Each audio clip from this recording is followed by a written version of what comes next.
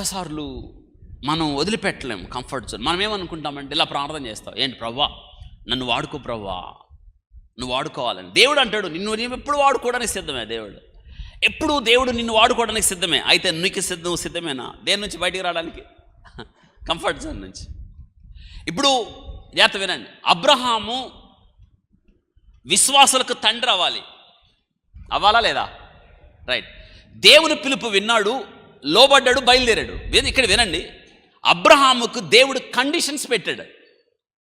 ఏంటి ఆ కండిషన్ అంటే సింపుల్. మన భాషలో నేటి దినాన మనం నేర్చుకుంటే వర్తమానం, come out from your comfort zone. అంటే నీ ఊర్లో వదులు, నీ కుటుంబాన్ని వదులు, దెన్ నీ రిలేషన్స్, నీ తండ్రిని విడిచిపెట్టు, నీ బంధువులు విడిచిపెట్టు, అసలు నీ దేశాన్ని విడిచిపెట్టు. అలాంటి పిలుపు మనకు వస్తే కమ్ కమ్ కమ్ గెటప్ పద ఈ దేశాన్ని వదిలిపెట్టేసాయి, నిన్ను పాకిస్తాన్ తీసుకెళ్తాను సేవ చేద్దుకొని రా అంటే, సిరియా తీసుకెళ్తాను రా అంటే వెళ్తామా? నేటి దినాన మనం ఏం ఆలోచిస్తాం తెలుసా?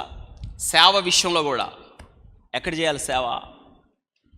సిటీలో చేద్దామా, టౌన్లో చేద్దామా, పల్లెటూరులో చేస్తే ఏమొస్తుంది? మనం వెళ్ళాం. ఎక్కడ మనకి కంఫర్ట్స్ ఉంటాయో, ఎక్కడ సుఖంగా ఉంటుందో, ఎక్కడ ఆనందంగా ఉంటుందో, ఎక్కడ కష్టపడని తత్వం ఉంటుందో, మీ జీవితంలో ఎప్పుడైతే కష్టపడే తత్వానికి దూరం అవుతావో నీ జీవితాన్ని అప్పుడే కోల్పోయినట్టు. జీవితంలో కష్టాన్ని మీరు శ్వాసగా పెట్టుకోవాలి.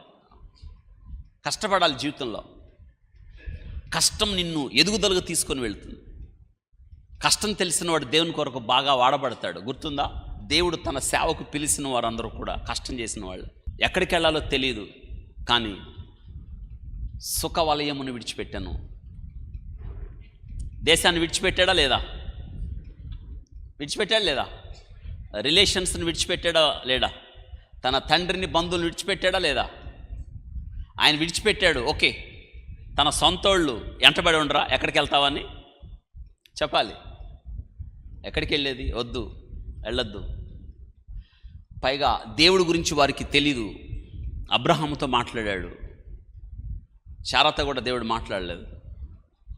నిజంగా ఇది కదా కంఫర్ట్ జోన్ విడిచిపెట్టడం అంటే. మనం ఆ పని చేస్తున్నామా? నువ్వు నిజంగా దేవుని కొరకు వాడబడాలి, నీ ద్వారా దేవుని రాజ్యం కట్టబడాలి, కొన్ని ఆత్మలైనా నీ వాళ్ళ రక్షణలోకి రావాలి అని మీరు క్షణం మీరు ఆలోచించి మీరు ఒక నిర్ణయానికి రాగలిగితే, ఫస్ట్ ఆఫ్ ఆల్ మనం చేయాల్సింది ఏంటంటే, ఏ కంఫర్ట్ జోన్ని విడిచిపెట్టలేకపోతున్నాను. మోషే గొప్ప నాయకుడు అవ్వాలి దేవుని ఉద్దేశం. 430 సంవత్సరాలు ఐగుప్తు బానిసత్వములో ఉన్న ఇశ్రాయేలీల్ని దేవుని ప్రజలుగా, దేవునిని సేవించే జాతిగా మార్చాలి. ఇప్పుడు ఈ పని మోషేకి దేవుడు అప్పగించబోతున్నాడు. అయితే మోషే తనకున్న కంఫర్ట్స్ని విడిచిపెట్టాలి. ఇదే హెబ్రీ గ్రంథకర్త రాస్తున్నాడు.